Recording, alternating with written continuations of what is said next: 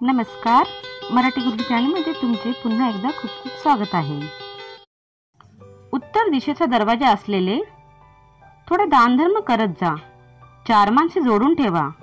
वेळ प्रसंगी खिशाला चाट पडली तरी चालेल, पण एखाद्याचे अडलेले काम तुमच्याकडून होत असेल तर करा.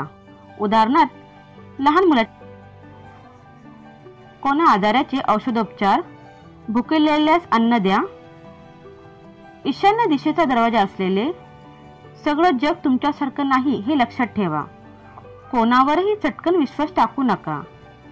आमच्या श्री महाराजांनी सांगितलंच आहे की जगात व्यवहार करताना समोरच्याची लबाडी ओळखता येईल इतकी लबाडी प्रत्येकाकडेच असायला पाहिजे.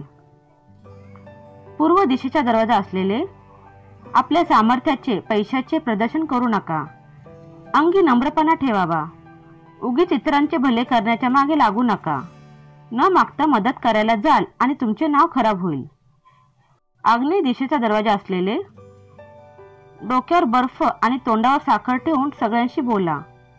रोजच्या मिळकत आणि खर्चाचे व्यवस्थित हिशोब ठेवा. मोठ्या मोठ्या स्वप्नाच्या मागे धावताना छोटे छोटे आनंद गमावू नका. दक्षिण दिशेचा दरवाजा असलेले कोणतेही व्यसन करू नका. माणसांशी माणसासारखेच बोला. उगीच स्वतःची दादागिरी गाजवायला जाऊ नका.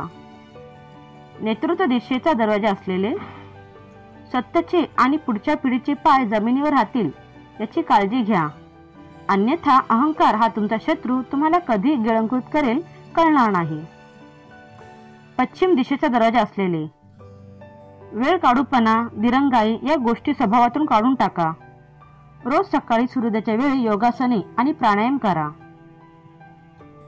योगासने आणि प्राणायाम सर्वांनाच आवश्यक आहे, पण पश्चिम दिशेचा दरवाजा असलेल्याने अति आवश्यक आहे.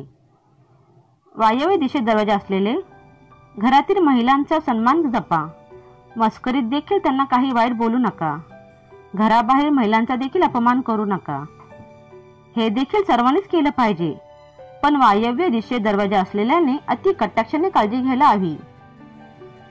रोजच्या जमा खर्चाचा हिशोब ठेवा. बाहेरील खाणे टाळा. व्हिडिओ आवडला असेल तर प्लीज लाईक करा. तुमच्या फ्रेंडला व्हॉट्सअप आणि फेसबुकवरती शेअर करा.